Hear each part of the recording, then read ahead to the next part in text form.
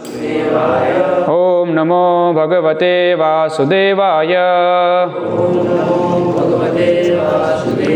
ओम नमो भगवते वासुदेवाय। श्रीमद्भागवतम स्कंद 4 अध्याय 8 ध्रुव महाराज का गृहत्याग और वनगमन। श्लोक संख्या 9 में तात्पर्य नहीं है, इसलिए मैं उसका केवल श्लोक और अनुवाद पढ़ूंगा और उसके बाद 10 का उच्चारण करेंगे। श्लोक संख्या 9। एकदा सुरुचे पुत्रम अंकमारोप्य लालयन् उत्तमं नारुरुक्षन्तं ध्रुवं राजाभ्यनंदत। अनुवाद। एक बार राजा उत्तानपाद सुरुचि के पुत्र उत्तम को अपनी गोद में लेकर सहला रहे थे। ध्रुव महाराज भी राजा की गोदी में चढ़ने का प्रयास कर रहे थे, किंतु राजा ने उन्हें अधिक दुलार नहीं दिया। श्लोक संख्या 10। तथा चिकीर्षमाणम, वही लिखा है ना, तम सपत्न्याः तनयं ध्रुवं सुरुचिः शृण्वतः राज्ञः स ईर्ष्यम् आह अतिगर्विता। शब्दार्थ। तथा इस प्रकार, चिकीर्षमाणम चढ़ने के लिए प्रयत्नशील बालक ध्रुव, तम उस, सपत्न्याः अपनी सौत सुनीति का, तनयम पुत्र, ध्रुवम ध्रुव को, सुरुचि को, शृण्वतः सुनता हुआ, राज्ञः राजा का, स ईर्ष्यम ईर्ष्या से, आह कहा, अतिगर्विता अत्यंत घमंड से भरी। अनुवाद एवं तात्पर्य। इस्कॉन संस्थापक आचार्य कृष्ण कृपा मूर्ति श्री श्रीमद् अभय चरण अरविंद भक्ति वेदांत स्वामी श्रील प्रभुपाद के द्वारा। अनुवाद। जब बालक ध्रुव महाराज अपने पिता की गोद में जाने का प्रयत्न कर रहे थे, तो उसकी भी माता सुरुचि को उस बालक से अत्यंत ईर्ष्या हुई और वह अत्यंत दंभ के साथ इस प्रकार बोलने लगी जिससे कि राजा सुन सके। तात्पर्य।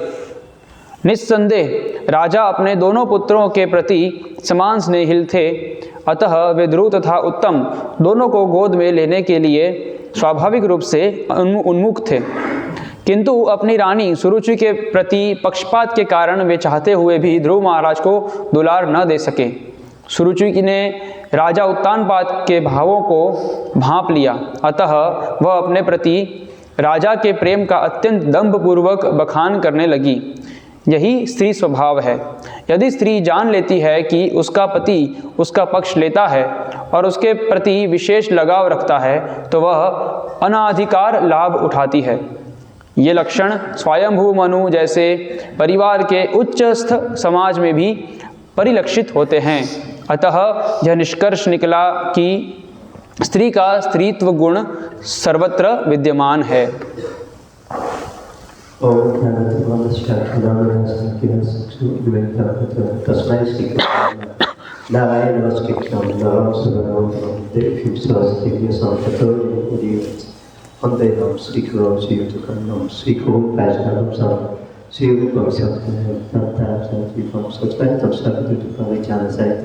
Sri Krishna Chaitanya Om Sri Radha Krishna Buddha Gita Skipsa Pitamsa Nama Om Vishnu Buddha Krishna Buddha Buddha Sri Bhakti Bhakti Goswami Nityananda Nama Om Vishnu Buddha Krishna Buddha Buddha Sri Bhakti Bhakti Bhakti Swami Nityananda Namaste Saraswati Devi Ko Nam Saranam Krishna Sachiya Radha Prasatya Deshtane Jai Sri Krishna Chaitanya Prabhu Nityananda Sri Advaita Gadadhar Sri Sadiko Bhaktina Hare Krishna Krishna Krishna Hare Hare, Hare Ram Ram Ram Hare Hare. It's interesting sloka, and I understand that some senior devotees wanted to skip and leave the sloka for somebody else. ये बहुत रुचिकर श्लोक है और मैं जान पा रहा हूँ कि जो दूसरे वरिष्ठ भक्त है वो किसी तरह से इस श्लोक को टालना चाहते थे। But Bhagavatam is not cherry picking. We take something what is suitable or what we like to speak about, and others will reject. लेकिन भागवतम चैरी पिकिंग जैसा नहीं है कि हमें जो पसंद है उसको चुन लिया और जो पसंद नहीं है उसको त्याग दिया। Because the first thing what we have to understand, especially if you are in the devotional service, the women who are present, they are actually above, they should come above, are above the nature of the material world. तो हमें ये एक चीज़ समझनी चाहिए कि यहाँ पे जो भी माताएं आती है उनको या तो जो सामान्य भौतिक स्त्री के जो गुण होते हैं उनसे ऊपर होना चाहिए या उठना चाहिए। It's very interesting slogan and also very actual. What we are seeing now happening all over the world is also related with the nature of the woman. तो बहुत ही रुचिकर है यहाँ पे इस श्लोक में कि स्त्री का स्वभाव यहाँ पे बताया गया है। So with the material concept of life, with the material kind of consciousness, we are always looking to what is the reason that so many things are going wrong in this material nature, the governments, in the administrations. तो भौतिक चेतना में, भौतिक जगत में हम सब कुछ ऐसे ही देखने का प्रयास करते हैं। गवर्नमेंट है या जो कुछ भी हम चल रहा है वो हम इसी दृष्टिकोण से देखने का प्रयास करते हैं। And without spiritual vision, without understanding that the reason is that we are turning our back to the Supreme Personality of Godhead Krishna, we are coming with other solutions. और आध्यात्मिक दृष्टि के बिना हम इन सब जो चीज़ें हैं, समस्याएं हैं, उनका हम आध्यात्मिक समाधान निकालने का प्रयास नहीं करते हैं। Feminism was started in the 1950s. They came to the conclusion that all the faults, what we are seeing now in that time at least, also now of course, but all the faults were due to the men. Everything that went wrong was the men's fault, so we should work on to eradicate all these faults. तो 1950 के दौरान ये feminism शुरू हुआ और तब उन लोगों में ये धारणा आई कि ये जो भी दोष है समाज में हम लोगों में ये पुरुषों की वजह से है। So Bhakti-Vikas Maharaj is also speaking about this in Women's Masters. हाँ, परम पूज्य भक्ति विकास महाराज भी अपनी पुस्तक आज की नारी कल की संस्कृति में इसका वर्णन करते हैं।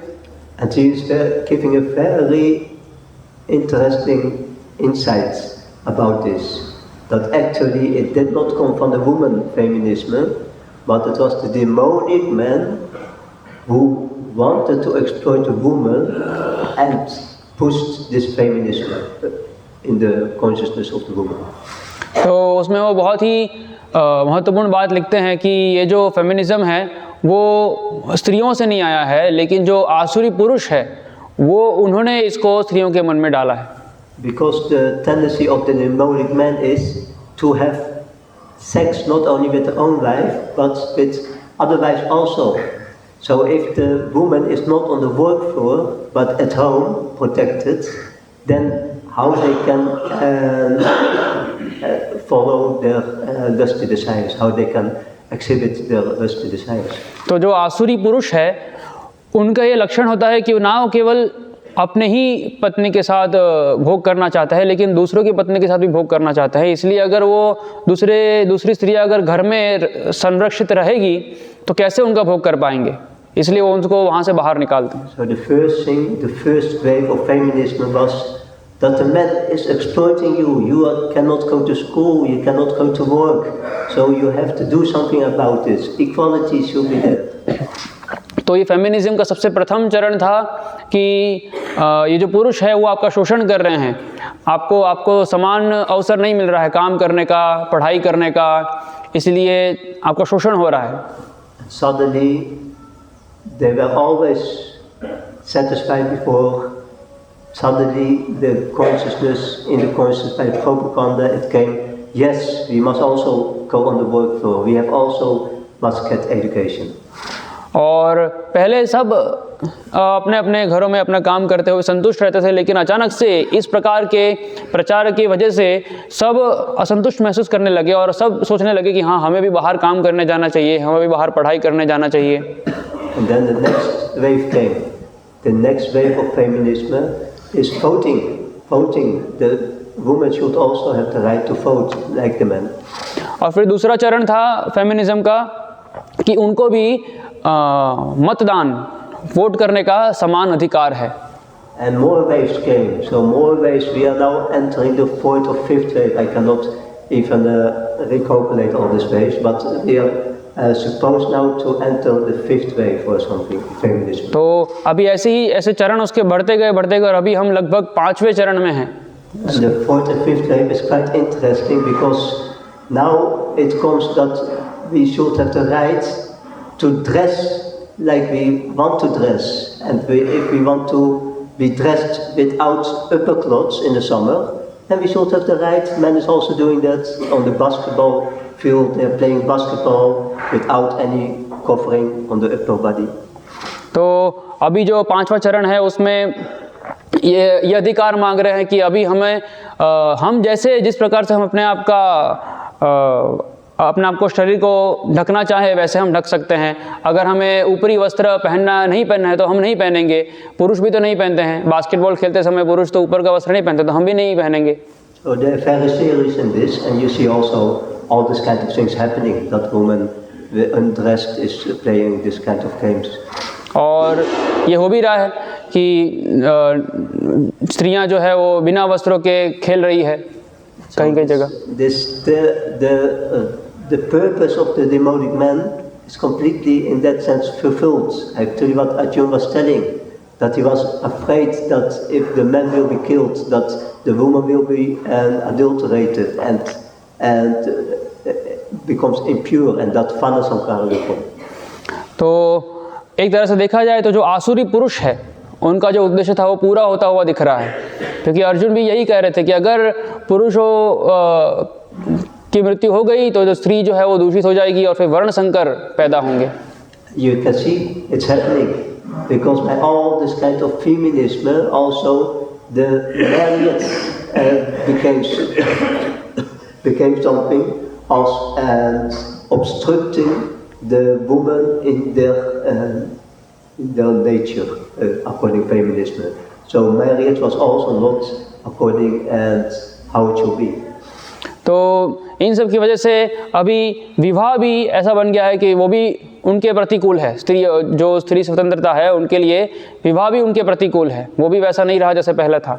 So slowly the marriage became abolished in the Western world, and we can see that also entering in India nowadays. धीरे धीरे विवाह करना ही बंद हो गया पाश्चात्य जगत में, और हम देख रहे हैं कि धीरे धीरे वो भारत में भी ये धीरे धीरे आ रहा है. But the material woman did still not understand that it was all by the fulfillment of the desires of the demonic man, because without marriage what will happen? लेकिन जो भौतिक चेतना में जो स्त्रियां हैं वो ये नहीं समझ रही है कि ये सब आसुरी पुरुषों की इच्छा की वजह से हो रहा है, क्योंकि वो नहीं सोच रही है कि अगर विवाह नहीं होगा तो क्या होगा. What will happen is that the women they become free in picking any man when they go to the discotheque or other things and have sex for one night in the weekend, and the next week they have other men. तो अगर विवाह नहीं होगा तो किसी के साथ भी जो पुरुष है, आसुरी पुरुष है, वो भोग कर सकते हैं. एक सप्ताह किसी एक स्त्री के साथ भोग करना, फिर दूसरे सप्ताह किसी और स्त्री के साथ भोग करना. And by this Vana Sankara is created. They have sex, and sometimes the contraception is not working, and the child is coming unwanted, and a demonic living entity is taking birth in the womb. तो कैसे ऐसे इस प्रकार से भोग करने से वर्ण संकर पैदा होगी, क्योंकि वो भोग करते हैं और अगर कॉन्ट्रासेप्टिव वो काम नहीं किया तो फिर संतान उत्पन्न होगी और उस प्रकार वर्ण संकर प्रजाति आएगी. And we can see the Vana Samskara becomes more and more degraded. We get more and more demonic living entities. Without Karana Samskara, purification ritual before you have contemplate to create a child.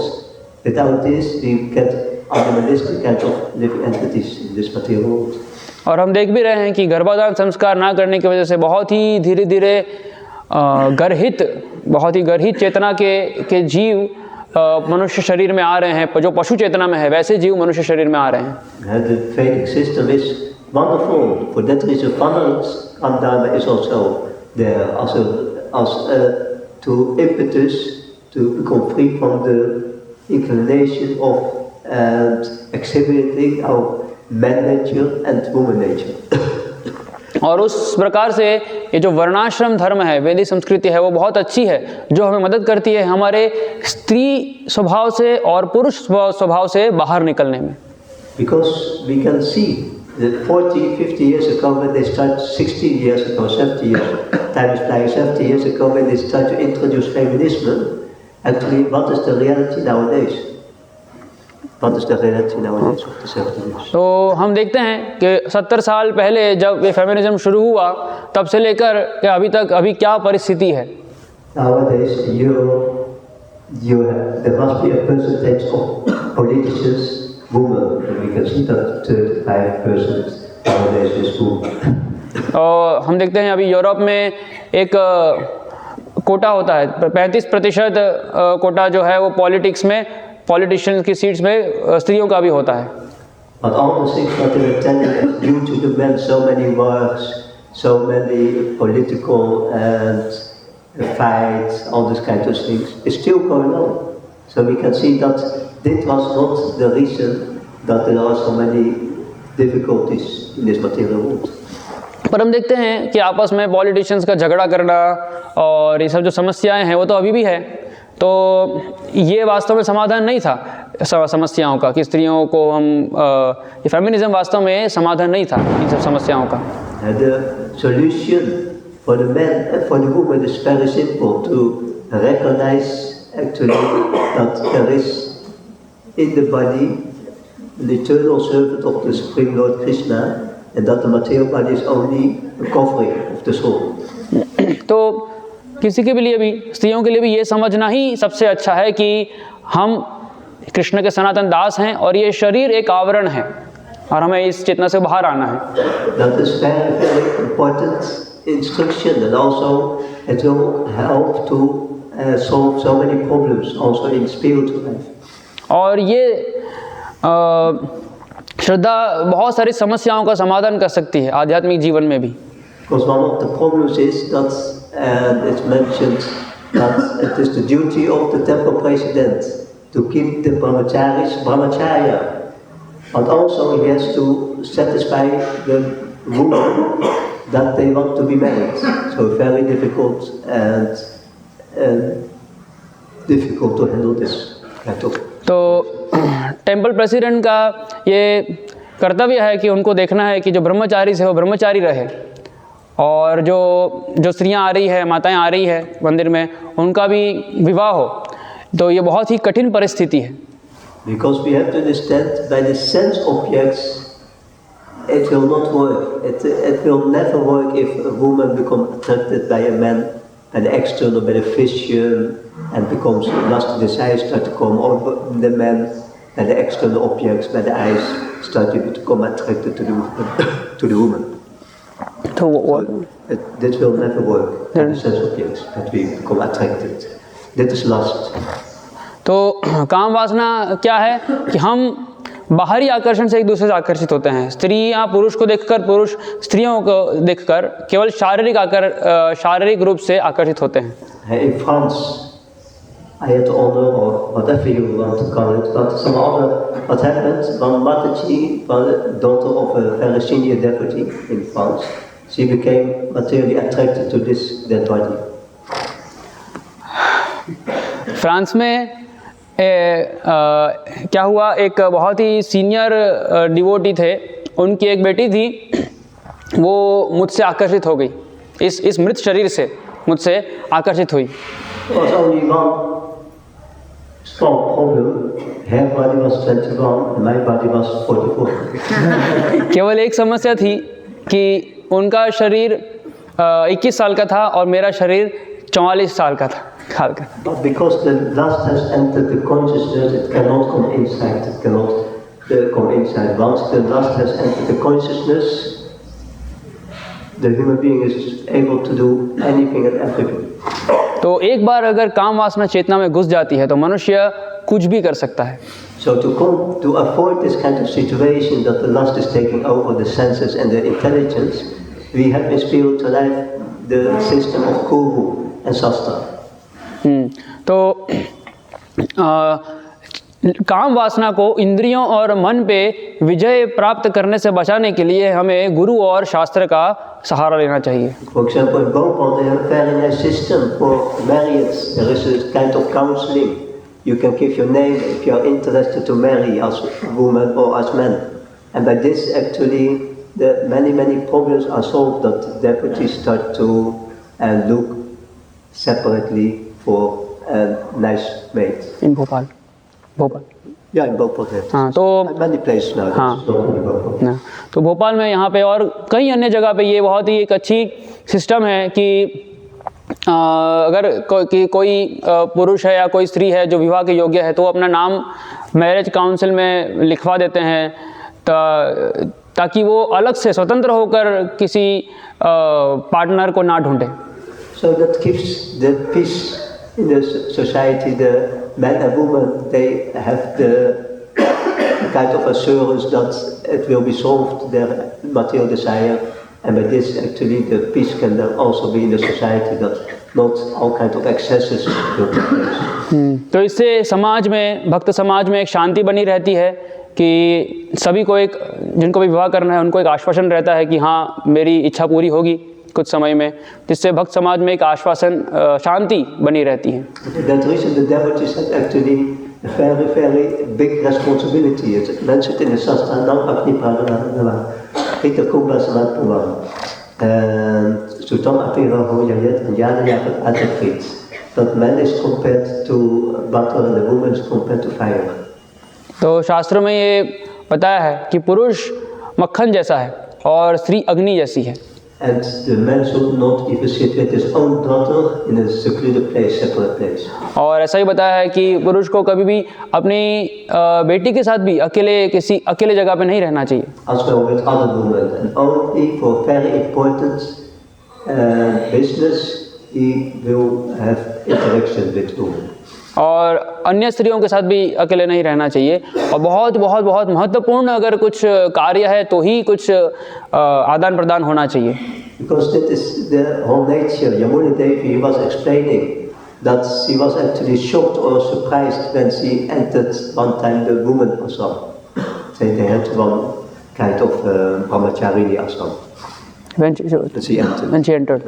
तो एक बार यमुना माता जी बहुत ही आश्चर्यचकित हो गए जब वो एक ब्रह्मचारिणी आश्रम में प्रवेश किए।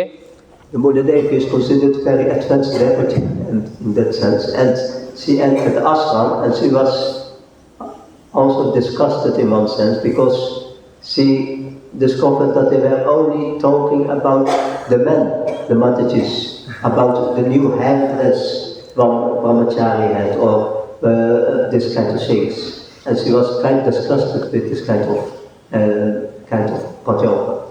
तो यमुना माता जी बहुत ही प्रगत भक्त हैं। तो जब वो एक ऐसे ब्रह्मचारिणी आश्रम में प्रवेश किए तो वहाँ देखा कि वहाँ जो माताएं थी वो किसी एक ब्रह्मचारिणी कुछ अजीब हेयर स्टाइल रखी थी उसके बारे में चर्चा कर रहे थे। तो वो देखकर बहुत ही परेशान हो गई कि ये लोग ऐसा प्रचलित क्यों कर रहे हैं। So there's also a lesson for the devotees in the man body. Better shave it, that they don't have to talk about your head.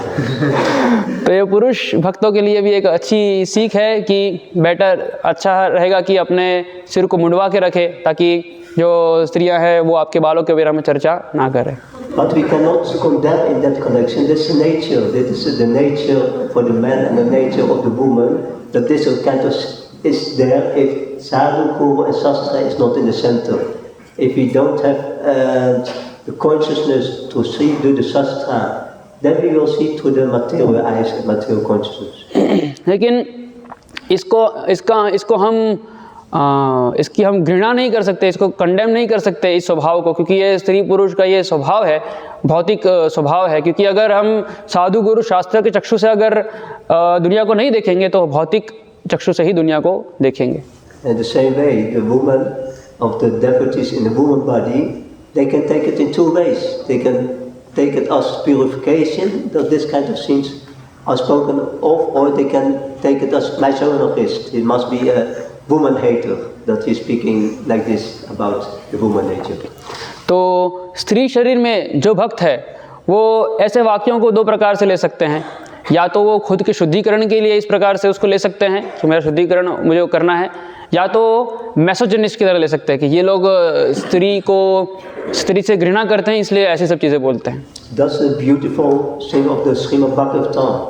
It enters any corner of our consciousness, material consciousness, and if there is something dirt there, it is able to clean this dirt, and that we become aware of the dirt, and that we start to clean it. If we are not aware of it, how we can clean it? तो ये श्रीमद् भागवतम का सौंदर्य है कि वो हमारे हृदय के किसी भी कोने में कोई भी अगर थोड़ी सी भी धूल है वहाँ प्रवेश करेगा और वहाँ से वो धूल को निकालेगा। सबसे पहले हमें पता चलेगा कि ये धूल मुझ में है, तभी तो जाके वो क्लीन हम उसकी सफाई कर पाएंगे। Because that's the whole tendency, the whole thing of the Shastra is purification, the whole thing of Panasandana is purification of the heart, that we start to see through our real eyes, spiritual eyes.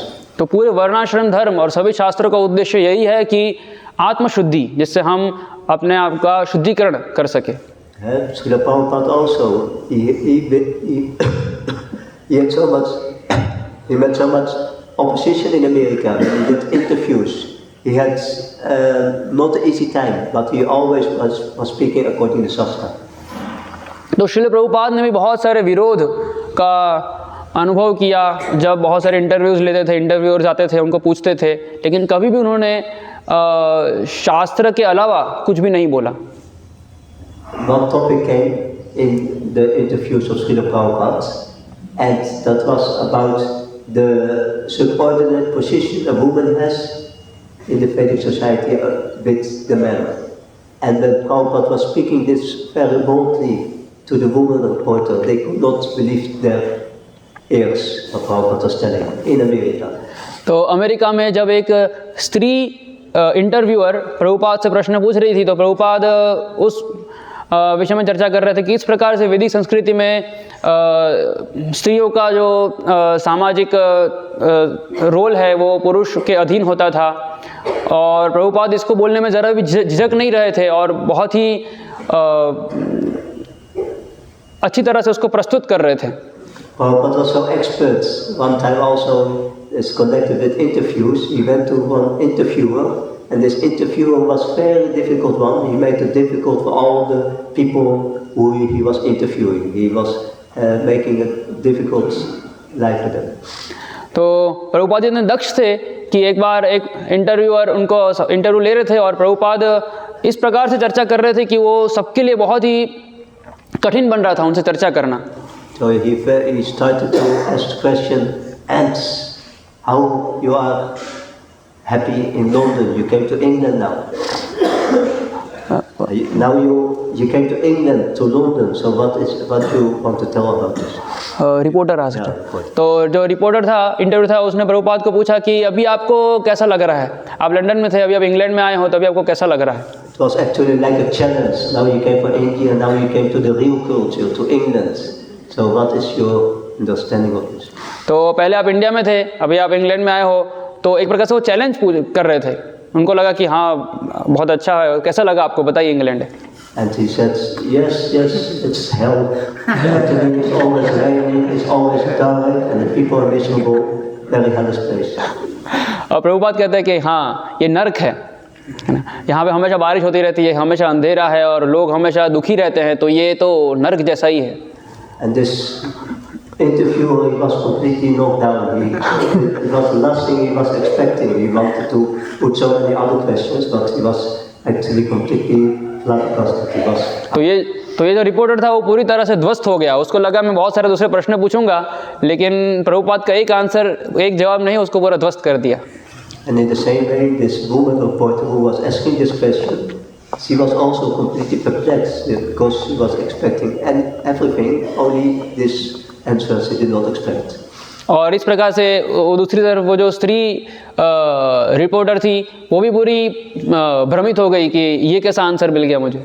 And many times in America he got this kind of interviews. When once they knew this on other stations, they always came back to this point about this woman and man position. तो ऐसा बहुत बार होता था जब भी प्रभुपाद को वो interview आता था पूछने के लिए तो बार बार वो लोग इसी चीज़ पे चर्चा करते थे, स्त्री और पुरुष की स्थिति को लेकर के. But Prabhupada was very peaceful. He understood the misconceptions. He understood the anatas, and he was very, as a patient father, he was explaining them again and again. What is the reason behind everything? लेकिन प्रभुपाद बहुत ही धैर्य के साथ सबको बार बार यही समझाते रहते थे क्योंकि उनको पता है कि इन लोगों में क्या भूल धारणा है, इसलिए बहुत ही धैर्य के साथ प्रभुपाद समझाते थे सबको. So we can see that in the evolution of this kind of feminism, that the problems were not solved in 70 years. Still, all the problems are there, even that we have so many female politicians nowadays. और हम देख रहे हैं कि feminism के आने के बाद भी 70 साल के बाद भी कोई समस्याओं का समाधान नहीं हुआ है. हम देखते हैं आज पॉलिटिशियंस में भी, पॉलिटिशियन की सीट्स में भी बहुत सारी स्त्रियां होती है. Few months ago, the politician who was in charge of Germany, she left their office and she was called out by the people. But when she started, it was not so bad Germany, but now she is leaving. She made a big mess of the whole country. That was the accusation the people gave to her. तो Germany के जज, She was जज president. President, Germany president. Yeah. तो Germany की जो president थी वो एक स्त्री थी और जब वो इलेक्ट हुई थी तब तो इतना कुछ समस्या नहीं था, लेकिन जब उन्होंने वो अपनी कुर्सी छोड़ी तो पूरे देश में बहुत बड़ा मतलब बहुत बड़ा केओस, बहुत सारे पूरा मेस बना दिया पूरे देश में, बहुत गड़बड़ कर दी. So because there is no solution if they want to kick out the real proprietor of the country, the real person who is worshipable for all the worship, Lord Krishna. तो और कोई समाधान नहीं है. अगर आपको हमारे या देश या इस जगत के वास्तविक जो अधिकारी है, वास्तविक जो प्रोप्राइटर है भगवान श्री कृष्ण, अगर उनकी पूजा नहीं करनी है तो उसके अलावा और कोई उपाय नहीं है इन सब समस्याओं का. Probably in her wildest dreams, she could not imagine that this will happen after 12 years. The people start to throw tomatoes on her body. और वो स्त्री ने कभी वो जो प्रेसिडेंट थी उसने कभी सोचा भी नहीं था कि 12 वर्षों बाद के लोग उनसे इतना घृणा करने लगेंगे कि उन पे सब टमाटर फेंक रहे थे मारने के लिए. Maybe she likes tomatoes, I don't know. Normally they are not so happy if you throw tomatoes, ripened tomatoes on her head. तो पता नहीं, शायद उसको टमाटर पसंद हो गए, लेकिन साधारणतया किसी को भी अपने ऊपर टमाटर फेंकना पसंद नहीं है. So you can see the wonderful structure of Vanasradharma. The wonderful structure of Vanasradharma is to take out the center, that the politicians are the center or the businessmen are the center.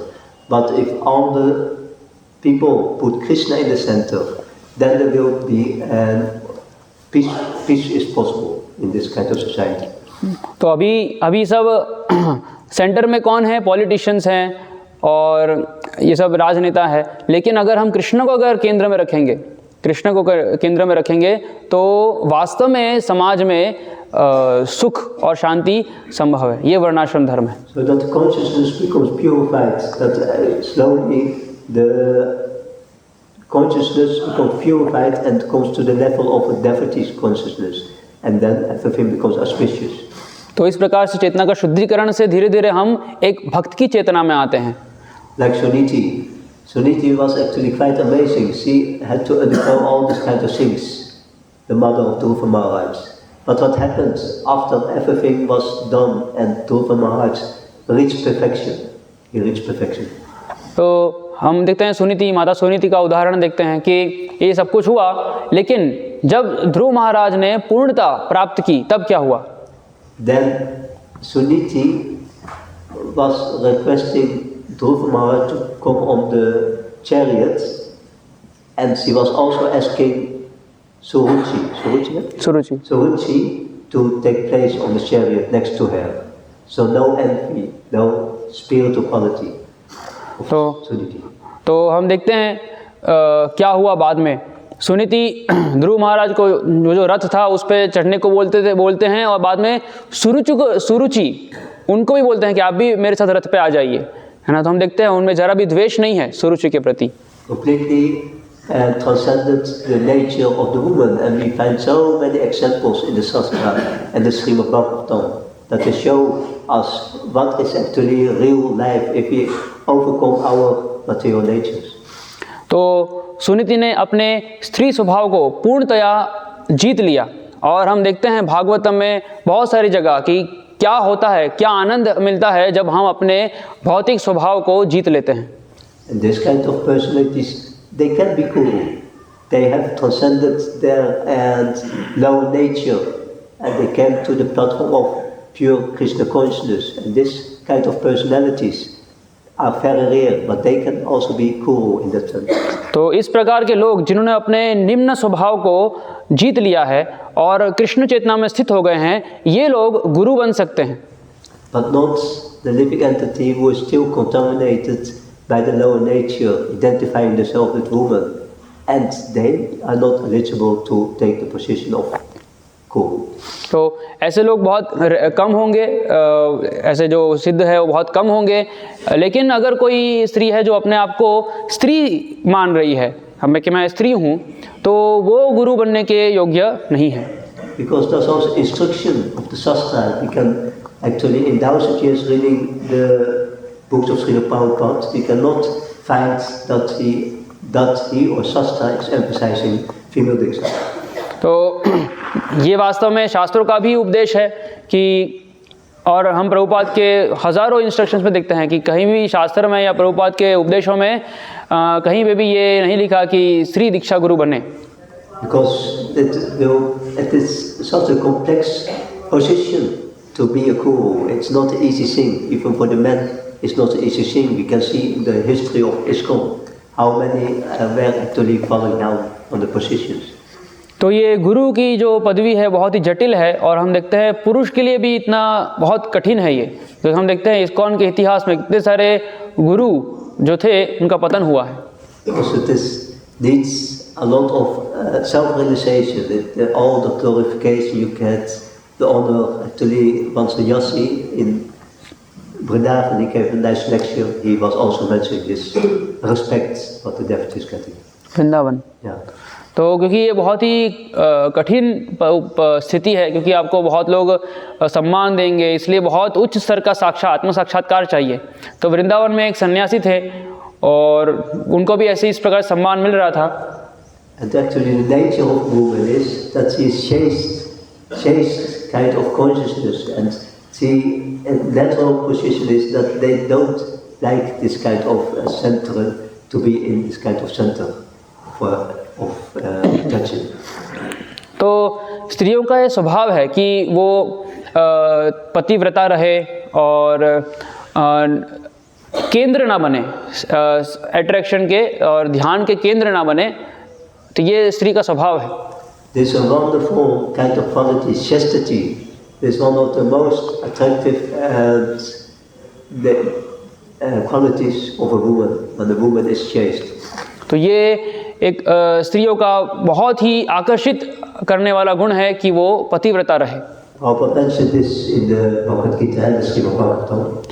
And he mentioned about the sweeper, and he explains that once he was talking and he saw from a distance one female sweeper came, sweep the floor. तो प्रभुपाद अपने भागवत में भगवद गीता में कई बार ये समझाते हैं। एक बार प्रभुपाद समझाते हैं कि एक बार वो अपने मित्रों के साथ एक कक्ष में थे और कक्ष के दरवाजे पर एक झाड़ू मारने के लिए एक माताजी खड़े थे। But she was standing and she was too chaste to enter the room because the man has to leave the room and the men automatically understood, and they were in their heart very happy, and they left the room that the woman could sweep the floor. तो वो माता जी बाहर खड़े थे झाड़ू मारने के लिए, वो अंदर प्रवेश नहीं कर रहे थे क्योंकि कुछ पुरुष अंदर थे उस कक्ष में। तो जब पुरुषों ने देखा कि वो माता जी खड़े हैं तो अपने आप उनको समझ आ गया कि नहीं, हमारा इंतज़ार कर रहे हैं बाहर निकलने के लिए। तो जब पुरुष बाहर निकल जाते हैं तो माता जी अंदर आते हैं झाड़ू मारने के लिए। And that demands so many more respect than a woman who is on high heels, shoes walking, and with the mini skirts and everything is visible. That demands so much more respect, this chastity, than a prostitute who is walking around. They respect. Yeah. Who want? So this kind of woman who has the chastity demands so much more respect than somebody like a woman who has high heels, mini skirts, everything is visible. तो ऐसी स्त्रियां जो पतिव्रता है वो कितनी ज़्यादा उनको सम्मान मिलेगा, बजाय कि ऐसी स्त्रियों के जो बहुत हाई हील्स पहने हैं, मिनी स्कर्ट पहना है और ऊपरी वस्त्र ऐसे पहने हैं जैसे सब कुछ दिख रहा है, तो ऐसे कैसे उनको रिस्पेक्ट मिलेगी? Of course, there are men who are disagreeing with me now. They think, oh, that will be very nice. ज़रूर ऐसे कुछ पुरुष होंगे जो मेरी इन बातों से सहमत नहीं होंगे और बोल रहे होंगे नहीं, ये सब तो अच्छा है। So that is one of the difficulties also. The man is not first class. The man should also become first class. He should be in a mode of goodness and become purified from the lusty desires and become purified from the exploitation. तो ये भी एक समस्या है कि पुरुष भी उत्तम श्रेणी का नहीं है, पुरुष भी सतोगुण में नहीं है, पुरुष भी प्रदूषित है, उसको शुद्ध होना चाहिए, सतोगुण में रहना चाहिए और इस भोग की, काम वासना की भावना से और शोषण करने की भावना से बाहर आना चाहिए। It's very nice explained in the Krishna book, and that is connected that the gopis and gopas, they are so happy that they have a festival and they throw milk items, yogurt, curd on their bodies. तो Krishna book में बहुत सुंदर वर्णन है कि जो गोप है और गोपियाँ हैं वो एक फेस्टिवल के दौरान एक दूसरे पे दूध की बनी चीज़ें फेंक रहे हैं, दही, मक्खन इत्यादि एक दूसरे के शरीर पे फेंक रहे हैं। So you can understand what will happen. Everything becomes wet, all the clothes becomes wet, and the breast becomes visible. But Prabhupada writes in the purport, he writes about this. तो क्योंकि मक्खन फेंका है और सब फेंका है इसलिए पूरा शरीर पूरा गीला हो गया है और स्तन जो है वो दिख पा रहे हैं, लेकिन प्रभुपाद लिखते हैं वहाँ पे कृष्ण बुक में The materialists also they try to imitate this kind of things, and they have all this kind of things in their discotheques, all this kind of things like mud fighting, two women who have some kind of fight with mud and everything because wet, everything becomes visible. Where? In the discotheques, bars. हाँ, now in current society. Yes. तो पाश्चात्य जगत में भी ऐसा होता है जहाँ स्त्रियाँ एक दूसरे पे मिट्टी फेंकते हैं और सब पूरा शरीर गीला हो जाता है। But the opposite is there, completely in Tamakun and Rajakun, the world, the man becomes excited and wild, and it becomes a big disturbance. लेकिन ये इस प्रकार के खेल से क्या होता है, जो पुरुष है वो बहुत ही रजोगुण में आ जाते हैं और बहुत सारा डिस्टर्बेंस होता है समाज में।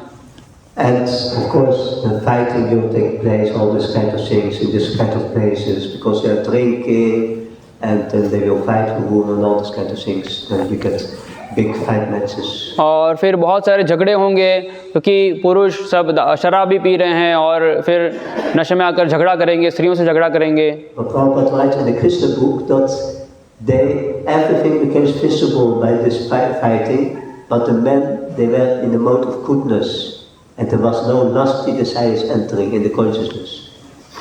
प्रभुपाद कृष्ण बुक में लिखते हैं कि जब वो गोपियाँ जहाँ जो वो उत्सव मना रहे हैं तो वहाँ पुरुषों के मन में काम वासना नहीं आ रही है, वो सतोगुण में है और जरा भी विचलित नहीं हो रहे हैं वो लोग। So this is the duty of the man.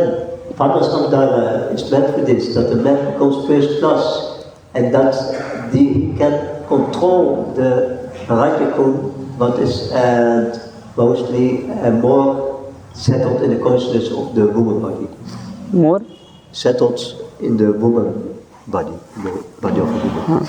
तो इसलिए ये पुरुषों का कर्तव्य है कि वो अपने आप को शुद्ध करे, सतोगुण में स्थित करे और रजोगुण से बाहर निकले। Because if the passion is not there, the woman, they will start to follow the man because they see he is not controlled by sex desire. He is in control of it, and then they demand respect the man. They are first class and self-controlled. तो अगर पुरुष जो है वो रजोगुण में नहीं है और सतोगुण में है, तो जो स्त्री है, जो पत्नी है, वो भी देखेगी कि ये काम वासना से नियंत्रित नहीं होते हैं, तो उनको भी फिर सम्मान मिलेगा, पति को भी सम्मान मिलेगा। And because the man is not self-controlled, the nature of the woman is to try to attract the attention to the lower part of the body. That is the tendency.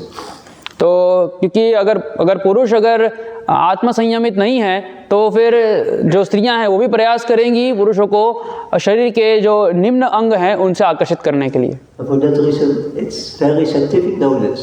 It's scientific knowledge what we can see in the present day society, that it is working like this, and we can see in the back of that, if it is implemented, how it can work very nicely.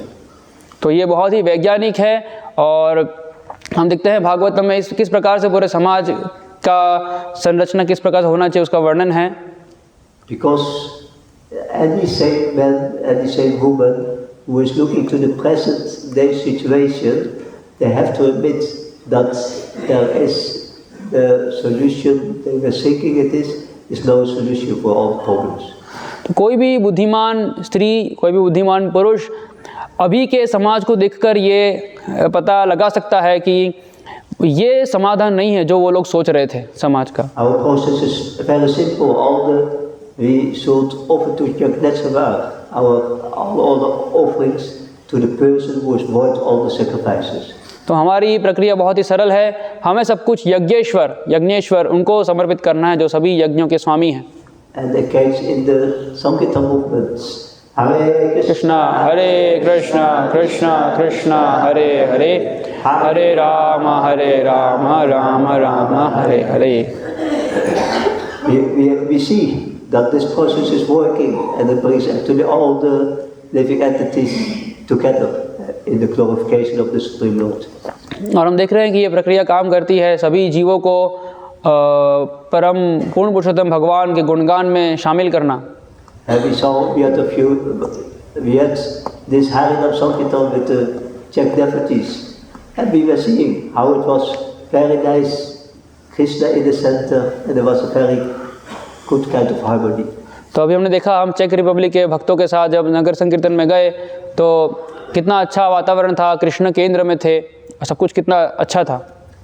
Transcendental bliss, because the Mahaprabhu will be very, very pleased to this kind of sacrifices. तो क्योंकि चैतन्य महाप्रभु इस प्रकार के यज्ञ से बहुत ही प्रसन्न होते हैं, इसलिए हमें एक आध्यात्मिक आनंद मिलता है। One time I was in Amsterdam and we had Harinam Sankirtan and it started to rain. एक बार मैं एम्स्टर्डम में था और हरिनाम संकीर्तन कर रहे थे तो वहाँ पे बारिश होने लगी। And some Matajis were there and brahmacharis, maybe we were at 6 total. We were at 6 total. Total 6 Yeah. और कुछ माता जी ब्रह्मचारी थे, सब मिला के हम 6 लोग थे। It was really amazing because some other Chaitanya Mahaprabhu was so pleased that we did this sacrifice, even that it was not auspicious or suitable with rain and cold, all this kind of things. तो चैतन्य महाप्रभु बहुत ही प्रसन्न थे उस संकीर्तन से, क्योंकि भले ही वहाँ पे वो ऐसा वातावरण वो इतना अच्छा नहीं था कि ठंड में बारिश होना, लेकिन चैतन्य महाप्रभु बहुत प्रसन्न थे। And suddenly the whole Harinam was lifted up, all the devotees became actually ecstatic in dancing and singing the glories of the Supreme Lord. और अचानक से सब एकदम आनंद में आ गए और संकीर्तन और जोर से करने लगे भगवान की कृपा देखकर। The Holy Name also in our spiritual life will bring us out of these designations of this material body. will bring us out of this designations of men and women, and we will become really spiritual satisfied. और तो हरिनाम हमें अपने शारीरिक चेतना से बाहर लाएगा कि हम स्त्री और पुरुष की चेतना से बाहर आए और शुद्ध चेतना में स्थित हो। That we come out of the material mind. The mind is always putting us in a lamentable position. और हम इस भौतिक मन से बाहर आ पाएंगे कि मन हमें हमेशा दुखमय स्थिति में रखता रहता है। But the Holy Name can bring us actually to the ultimate happiness, ultimate satisfaction of our spiritual life. लेकिन हरिनाम से हम अपने जीवन का, आध्यात्मिक जीवन का पूर्ण आनंद, पूर्ण संतुष्टि अनुभव कर पाएंगे। And then we actually will become happy to give the example in these private communities, and to show the example what is a real mother for the child, and become blissful in that kind of service. और फिर हम वास्तव में लोगों को दिखा पाएंगे कि वास्तव में माता, वास्तव में पुत्र कैसा होना चाहिए, वो हमें अपने वर्णाश्रम धर्म फार्म कम्युनिटीज़ द्वारा हम लोगों को दिखा पाएंगे। How great kind of responsibility to become a real mother. Nowadays, the many women are not happy if their child is there, because they do all this kind of things to avoid this kind of burden to get a child. तो एक वास्तविक माता बनने में कितना आनंद है, लेकिन आजकल जो अभक्त स्त्रियां हैं वो इसमें बहुत ही दुख अनुभव करती है। अगर उनको कोई संतान होता है तो उनको बोझ लगता है। Contraception, condoms, so many things they invented for this kind of unlimited sexual happiness. तो कितने सारे अलग अलग प्रकार के गर्भ निरोधक वो लोग उपयोग करते हैं। And this is the whole thing. And to avoid, and when the child is coming, even that they use contraception and use all the things, and if the child is coming, it's a bit burden. What happens? You use contraception, and now we have to take care for this monster. तो बहुत सारे अलग अलग प्रकार के गर्भ निरोधक उपयोग करने के बाद भी अगर गलती से संतान हो गई तो उनको बहुत बड़ा बोझ लगता है कि अभी हम ये असुर को कैसे संभालें। So you can understand that the living entity in the womb who takes birth in this material world is feeling this kind of vibration, and it feels that it is not welcome, that it is not loved. तो वो जो बालक है, वो जो जीव है, उस बालक के शरीर में वो अनुभव कर सकता है कि मैं इस जगत में, मुझे कोई चाहता नहीं है, मैं अनवांटेड हूँ। So and then this kind of living entities, they will become psychopaths. They will become the mode nature will be so much in the front. तो फिर इस प्रकार के बालक साइकोपैथ्स, एक प्रकार से मानसिक रोगी बन सकते हैं, और उनके जो निम्न गुण हैं, तमोगुण, रजोगुण, वो उन पे ज़्यादा प्रभाव करेंगे उन पे। So the duty of the devotees mothers who are there in the farm communities, they have a very nice responsibility to show that how it is that the child can still have in this Kali Yuga a lovely mother, and that it can become a very nice devotee. तो जो कृषि समुदाय में जो माताएं हैं, जो भक्त की माताएं हैं, उन पे बहुत बहुत बहुत अच्छी एक जिम्मेदारी है कि वो दिखा सके लोगों को कि किस प्रकार से एक संतान को भक्त बना सकते हैं, उनका अच्छी तरह से ध्यान रखकर। And the process is very wonderful, because by Karma the Samskara, to chant 50 rounds before contemplation or conception with a man or woman, that you have conception to make a child, the mind and consciousness will become very much purified, and the lust and desires will be taken out. तो और process भी बहुत ही सरल है, जैसे प्रभुपाद ने बताया है, गर्भाधान संस्कार करके 50 संबंध, यौन संबंध स्थापित करने से पहले 50 माला करके हमारी चेतना शुद्ध हो जाएगी, और उस शुद्ध चेतना से फिर काम वासना प्रभावित नहीं करेगी। It's very important in the movement that this kind of concept is followed, this kind of instructions of the acharyas, because in the West, more and more tendency is to abolish this kind of things like Karma Samskara. तो पाश्चात्य जगत में ये सब जो प्रक्रिया है गर्भधारण संस्कार वो तो धीरे धीरे सब छोड़ ही रहे हैं, लेकिन आचार्य बताते हैं ये सब चीज़ करने के लिए। And if we do this, we will be happy and we will get the blessings and we will be blessed with a very pious living entity who will take birth in the womb. और अगर हम इन आचार्यों के उपदेशों का पालन करते हैं तो एक भक्त संतान, भक्त जीव आएगी हमारे संतान के रूप में। And then what Prabhupada was predicting, that the third generation, they will become very pure and they will get also mystic powers.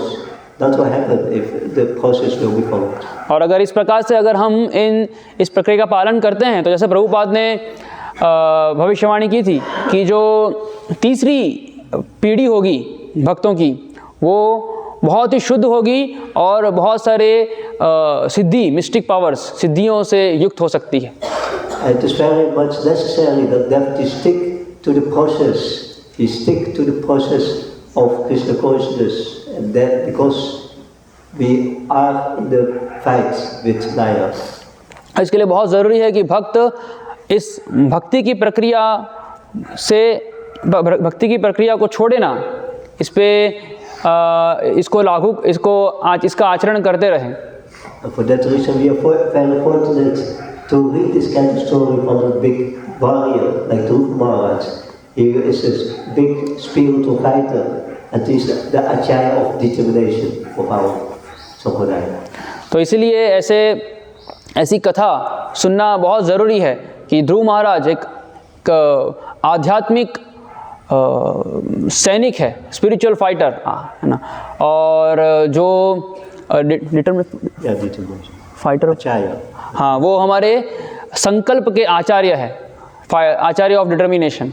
Because you can understand, if you try to meditate on this, you're in a body of 5 years.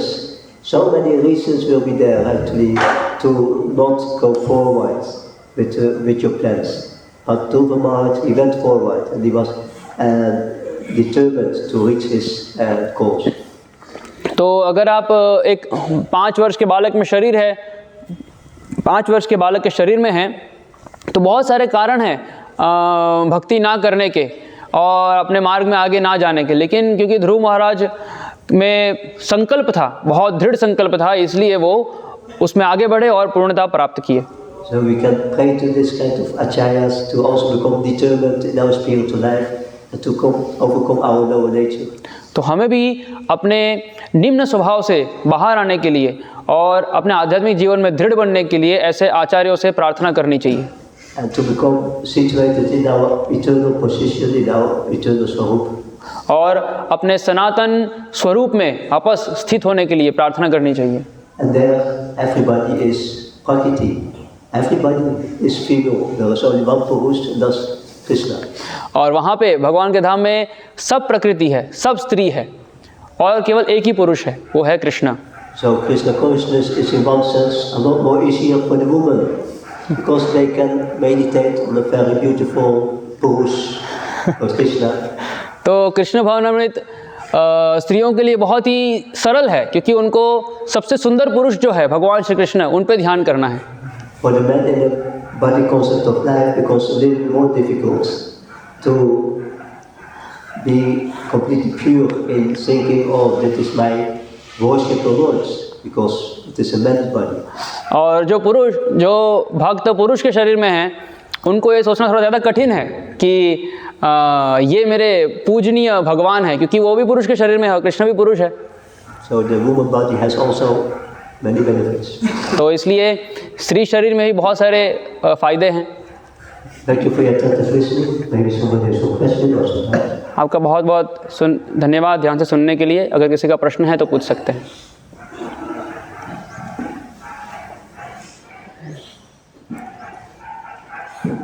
जय जय।